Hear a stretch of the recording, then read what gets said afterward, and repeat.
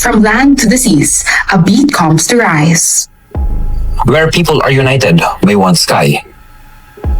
This is Earth Beat. One Earth, one beat. A pleasant day, fellow Echo Warrior. Another day, another beat to tell. Before things go further, I think it's time to do pulse check. For today's Pulse Check, today's title is Nurture the Nature, Cultivating Responsibility on Community-Based Conservation Plan on Masara, Davao de Oro. From the title, we will be focusing on personal and communal responsibility towards the conservation of Masara, Davao de Oro through a community-based conservation plan. Indeed, a hot seat for today's beat. Just for a fact, this place was haunted by a terrifying landslide that instantly claimed lives, destroyed houses, and disrupted livelihoods. Well, all conservation plans stem from a root purpose. Thus, it's important to know more about the root of this conservation plan. Sylvia, tell us about the environment wants to address and significance. You know, Brent, we want to address the landslide issue in Masara, Davao de Oro, because it has caused deaths and displacement among the neighboring communities. Although the mining operation of Apex Mining Company was not directly situated on the landslide area, it is within the perimeter of the mining site. Despite being labeled as no-build zone, mining operation in Masara are still being pursued, making it vulnerable for landslide in the future due to high geological vulnerability and rock destabilization. The situation is now clear, so why it's important to establish a conservation plan in securing the future of Masara.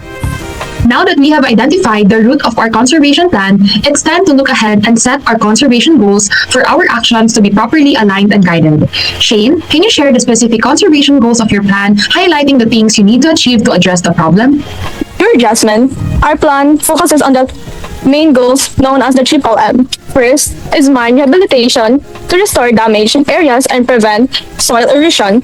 Second is monitoring systems to create early warning signs for landslide and floods. And lastly is mass information dissemination to educate the community to take part in conservation. In any plan, setting goals is one of the crucial steps to take as it is the compass of the plan. Without action, goals wouldn't be possible. Ryan, can you talk about the concrete steps that this plan will be taking on? I will share some concrete actions for the conservation plan. First, mine rehabilitation. We can restore the land by planting trees and shrubs, taking care of them for 2 to 3 years, and improving the soil with topsoil and compost. The planting of trees can be spearheaded by the local government of Masara in collaboration with inter-barangay officials and in partnership with NGOs. Monthly planting and bi-weekly visitation should be implemented in the tree planting site to ensure the restoration. Second is the monitoring systems. In collaboration with the local government, external volunteers and engineers, tilt meters and rain gauges can be placed in landslide-prone areas to ensure quarterly maintenance for early detection of risks. Lastly, environmental information dissemination. We can hold quarterly workshops in barangays to teach disaster preparedness and proper land use, while also spreading eco-friendly practices through social media, radio, and flyers. Together, these actions will help us build safer and more sustainable communities. All right. Let us remember that small steps lead to big differences. Thank you for sharing, Ryan. Well, every step must come from strongly founded scientific principles for validity and accuracy. Patricia, can you expound the basis of these actions? Sure, Jasmine. I'm going to lay out the scientific basis for our action steps. Starting with the mining rehabilitation.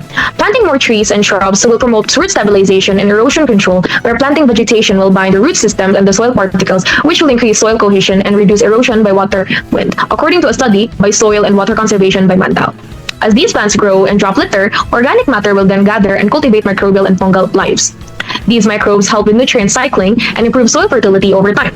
Which brings us to the next action that we would like to take to rehabilitate the mining area, which is soil restoration. According to the Silva, rehabilitation of soils involves bringing back topsoils or fabricating it using mixtures of different mineral substrate added with organic matter to mimic the natural soil layers. With this, overburdened waste rock to fill pits and stabilize landforms is a common strategy in reclamation processes that has been used for years. This helps reshape and reduce the instability and make landform conductive for plantation.